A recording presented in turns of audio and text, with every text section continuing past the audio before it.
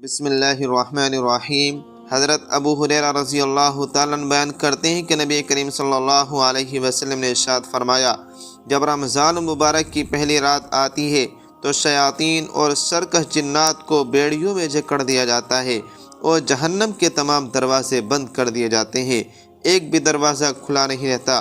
اور جنت کے تمام دروازے کھول دیے جاتے ہیں، ایک بھی دروازہ بند نہیں رہتا، اور ایک منادی آواز لگاتا ہے کہ کوئی ہے اللہ کا بندہ، بھلائی چاہنے والا، اے بھلائی طلب کرنے والے آگے بڑھ، اے برائی چاہنے والے رک جا، اور اللہ تبارک و تعالیٰ کی طرف سے بہت سے گنہگاروں کی رہائی ہوتی ہے، اور یہ اسی طرح ہر رات کو ہوتا ہے۔ یہاں پر ایک سوال ذہن میں پیدا ہو سکتا ہے کہ جب سرکش و جنات شیاطین کو بیڑیوں میں جکڑ دیا جاتا ہے تو گناہ تو لوگ پھر بھی کرتے ہیں۔ اس کا جواب ہمارے استاد ترمذی حضرت مولانا غلام نبی صاحب نے ارشاد فرمایا تھا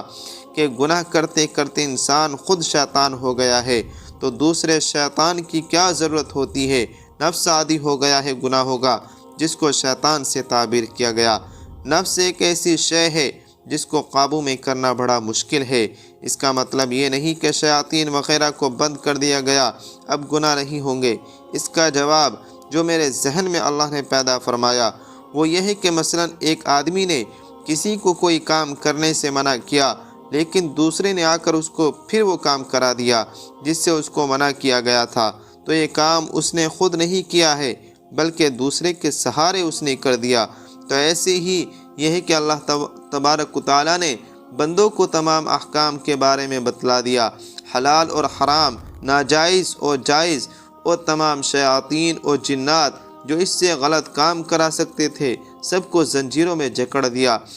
اب کوئی ایسی شے نہیں جو اس کو غلط کام کرا سکے سوائے اس کی ذات کے۔ تو اب اگر کوئی غلط کام کر رہا ہے تو بذات خود کر رہا ہے، کیونکہ اللہ تبارک و تعالیٰ دیکھنا چاہتے ہیں کہ میرا کون بندہ کتنا مجھ سے ڈرتا ہے، اس لیے میں نے جنات و شیاطین کو تو جکڑ دیا، اب صرف میں اور میرے بندے ہیں۔ کیا واقعی شیطان کے بہکانے سے وہ مجھ سے دور چلے جاتے ہیں یا بذات خود ایسا کرتے ہیں؟ تو ایسے وقت مخلص اور غیر مخلص سب جدا ہو جاتے ہیں۔